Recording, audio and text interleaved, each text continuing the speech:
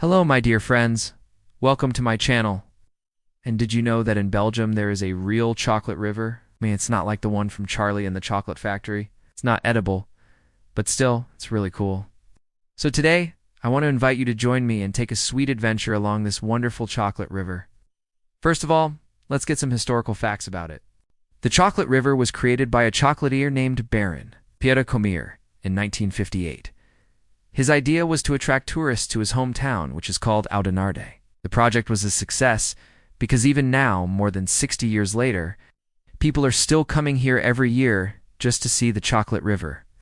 So what is the chocolate river? Well, essentially it's a canal that runs through the city. It's about 1.2 kilometers long and up to 3 meters wide. But don't be confused. It's not actually filled with chocolate, rather a chocolate-flavored water. This water flows from the source, which is located at the entrance to the city, all the way to the city center where you can find several interesting places related to chocolate, such as the Chocolate Museum or the Chocolate Shop. And the whole canal is surrounded by pretty little houses, painted in pastel colors, flowers, and of course, a lot of chocolate-related decorations. It really looks like something out of a fairy tale. But let us imagine that you here in Oudenaarde and would like to take a boat trip along the chocolate river. What can you expect when traveling along this sweet waterway? Along the banks of the river, you'll see lots of attractions related to chocolate. You can see chocolate bars, chocolate coins, chocolate hearts, chocolate letters, chocolate animals, and even a giant chocolate waterfall. And the funny thing is that most of these decorations are moving.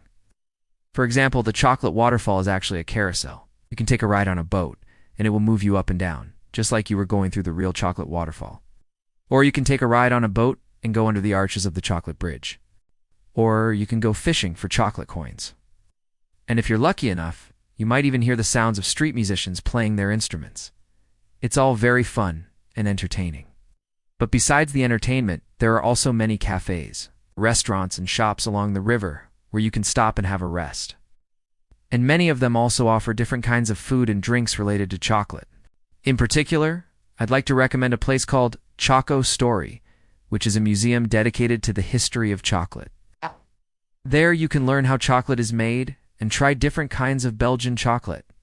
Also, they often organize various events and festivals, especially during the Easter period. Now, if you decide to take a walk instead of a boat trip, you'll still have a lot to see. For example, you can visit the beautiful St. Walburg's Church, which is located right next to the chocolate river. The church was built in the 15th century and is known for its stunning stained glass windows and beautiful sculptures. Or you can check out the nearby Cloth Hall, which is a former cloth trading center from the 14th century. Today, the building houses a tourist information center and a cafe. You can also take a stroll through the charming old town with its cobblestone streets and picturesque houses. There are many other interesting places to discover. Of course, a trip to the chocolate river wouldn't be complete without trying some delicious Belgian chocolate. As you probably already know, Belgium is famous for its high-quality chocolate. And in Othansa, you can find many different kinds of chocolate, both in the shops and in the cafes. My favorite place to buy chocolate is a shop called Leonidas. They sell all kinds of chocolates, from pralines to truffles to bars. And they also have a wide variety of flavors and fillings to choose from. I also recommend checking out the other famous Belgian chocolate brands such as Neuhaus, Godiva, or Kate D'Or. And if you want to learn more about chocolate and how it's made, you can visit the Choco Story Museum, which I already mentioned before. Another thing that I really enjoyed while in Oudenaarde was the food. In addition to chocolate, of course, Belgium is also famous for its fries and waffles. And here in Oudenaarde, you can find many places where you can try them. One of my favorite places to eat fries is a restaurant called Fritcher. No, one. They serve both classic and fancy fries, and they also have a wide variety of sauces to choose from. As for waffles, I recommend a place called Maison d'Andoy. They make traditional Belgian waffles, and you can choose from different kinds of fillings and toppings. Personally, I prefer the ones with whipped cream and fruit.